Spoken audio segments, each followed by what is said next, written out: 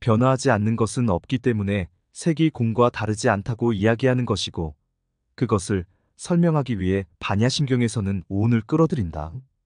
오온의 활동이 왕성하면 왕성할수록 우리가 만들어내는 괴로움이 크다고 본 것이다. 그래서 오온성고라고 말한다. 오온은 색부터 시작한다. 그래서 색뿌리공부터 나온다. 색의 형성 과정이 공과 다르지 않다는 이야기를 꺼내면서 색수상행식의 공성에 관한 본격적인 설명에 진입한다. 그러니까 색뿌리공은 수뿌리공, 상뿌리공, 행뿌리공, 식뿌리공의 첫걸음인 셈이다. 자기 몸, 나의 모습을 살펴보자. 또는 지금 옆에 누군가가 있다면 그를 바라보며 생각을 일으켜도 좋다.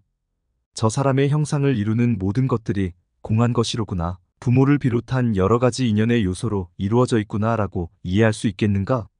사실 외모만 보고도 알 수 있는 것들이 많다. 얼굴은 어떻게 생겼고, 팔다리는 긴지 짧은지 살펴보면 알 수 있는 것들이 있다. 그것을 좀 더 깊이 파고 들어가다 보면 색이라고 하는 드러난 모습을 통해 공을 체득할 수 있다. 색으로 대표되는 인간의 육신은 인연에 의해 또는 업보로 인해 생성된 연기적 산물이다. 지금 이런 모습이라고 해서 앞으로도 계속 이런 모습일 리 없고 과거 전생에도 이런 모습이었을 리 만무하다. 늘 같지 않다. 이것만 보아도 육신을 통해 공을 찾아낼 수 있다. 물질로 이루어진 것들은 모두 공하다. 모든 현상과 형상의 공성을 알려주는 것이 색뿌리공이다. 형상 속에서 무상과 무아를 발견할 수도 있다면 색뿌리공은 금방 터득할 수 있는 개념이다. 그러나 우리는 색을 통해 공을 찾아내는 것을 어려워한다. 그것은 색과 공을 분리해버리는 습관 때문인지도 모른다. 색 속에 공이 있고 공 속에 색이 있는 것이지 공과 색이 별도로 나누어져 있지는 않다는 말이다. 모든 존재의 모습은 눈앞에 펼쳐지되 변화의 과정에서 서로 겹쳐있는 형태를 취한다. 그래서 자꾸만 현상에 집착하게 된다. 가까운 형상을 보고도 공을 알아보지 못한다고 생각하니 갑자기 신봉사가 된 느낌이다. 심청가를 보면 왕비가 된 심청이가 아직도 눈 못 뜬 아버지를 보고 처량하게 외친다. 아버지, 여태 눈을 못 뜨셨소. 봉은사 화주승이 공들인다 하더니만 영험이 덜여선가. 아이고 아버지, 인당수 풍랑 중에 빠져 죽은 심청이 살아서 여기 왔소. 이 말을 듣고 신봉사가 놀라 말한다. 아니 누가 날더러 아버지라고 혀. 나는 자식도 없고 아무것도 없는 사람이오. 내 딸 심청이는 인당수에 빠져 죽었는데 어디라고 살아오다니 이게 웬 말이냐? 이것이 꿈이냐 생시냐? 꿈이거든 깨지 말고 생시거든 다시 보자. 신봉사는 심청이의 목소리를 듣고는 너무 놀란다. 그리곤 딸을 보고 싶은 마음이 간절하여 눈을 끔뻑끔뻑하다가 드디어 눈을 뜨게 된다. 마치 깨달음을 얻은 것처럼 번쩍. 이처럼 간절한 마음을 가지면 색 속에서 공을 발견하고 공 속에서 색을 발견할 수 있으리라 기대해 본다. 오온으로 이루어져 있으면서도 오온을 몰라보는 나 자신부터 낱낱이 돌아보자. 그러다 보면 색이 이루어진 원리를 이해하는 것이 꽤 쉽게 다가올 것이다. 공 아닌 현상은 없다. 한 걸음 더 들어가 보자. 여러분은 만물의 본질을 알고 싶은가? 반야심경에서 말하기를 모든 형상의 근원은 공이라고 한다. 만약 여러분이 자신의 본질을 알고 싶다면 자기 몸과 마음을 채우고 있는 것이 무엇인지부터 먼저 살펴볼 필요가 있다. 내게 기쁨을 주는 것은 무엇인지, 슬픔을 주는 것은 무엇인지 말이다. 그럼 금세 나라고 하는 존재는 홀로 만들어진 것이 아니라는 사실까지 이해할 수 있을 것이다. 중론 제4권에 이런 구절이 나온다. 모든 인연으로 일어나는 것을 나는 공이라 하나니 이것은 또한 임시로 붙인 이름이며 중도라는 뜻이다. 일찍이 단 하나도 인연을 조차 일어나지 않은 것이 없다. 그러므로 모든 현상은 공 아닌 것이 없다. 나라고 하는 존재는 지난 여러 생을 건너오며 맺은 인연들이 결합하여 만들어낸 것이다. 아버지와 맺은 인연, 어머니와 맺은 인연, 그리고 아버지와 어머니가 맺은 인연이 여러 조건과 결합하여 지금의 내 형상을 만들었다. 부모님의 유전자를 물려받게 되는 것 또한 인연의 소산이라는 것이다.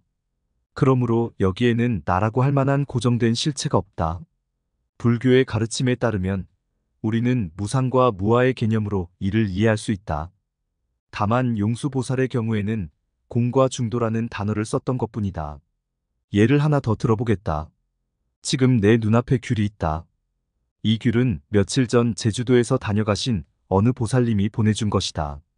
누군가 내게 이 귤이 어디에서 왔는지 물으면 나는 제주도에서 보내주신 귤입니다.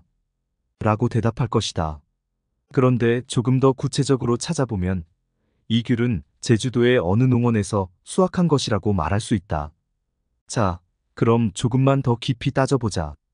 구체적으로 찾다 보면 아마도 어느 농원의 어느 나무인지까지 찾을 수 있을지도 모른다. 그러던 어느 날 제주도에 놀러 갔다가 농원에 가서 그 나무를 찾아봤다고 치자. 그랬더니 귤이 하나도 매달려 있지 않았다. 왜냐하면 이미 수확해 유통했기 때문이다. 그렇다고 실망할까? 아니다. 귤이 잘 자랄 때가 되어 땄을 뿐이라고 이해할 수 있다.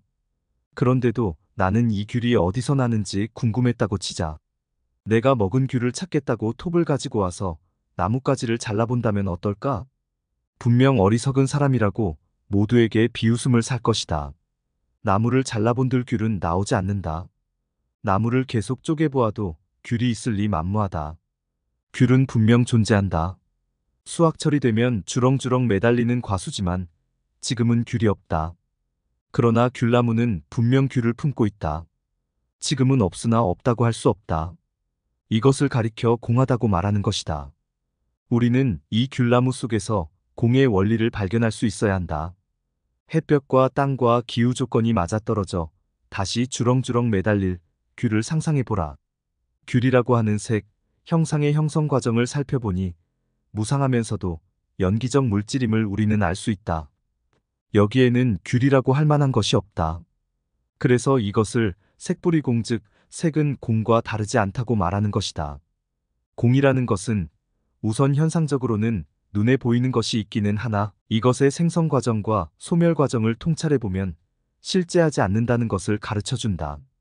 어떤 것이든 인연의 조건 결합에 의해 만들어진 것은 실제한다고 볼 수 없기 때문이다. 그저 일시적으로 형성된 것일 뿐이며 시간의 흐름에 따라 변화의 과정을 거친다. 모든 생물질로 이루어진 것은 다 무상한 것이다. 변함없이 고정된 실체로 파악할 수 없다고 보기 때문에 이를 공하다고 말한다. 결국 색이 공과 다르지 않다고 하는 것에는 색이다, 공이다라는 구분이 개입할 여지가 없다. 용수보살이 이것을 중도라고 표현한 이유이기도 하다. 조건이 맞아서 만들어진 귤을 보고 있다고 할 수도 없고 그렇다고 눈앞에 있으니 없다고 할 수도 없다.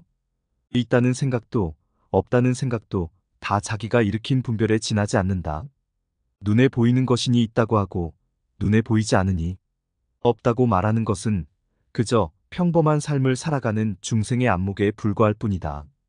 윗대 스님들께서는 이것을 두고 분별망상이라고 자주 말씀하셨다. 있다거나 없다는 생각은 형상을 본 자가 만들어낸 분별이요, 망상이라는 말씀이다. 근원을 살펴보면 만물은 공하다. 형상이 이루어지고 사라지는 전 과정을 통해 무상과 무아의 이치를 꿰뚫어 보니 색불이 공이더라는 말이다.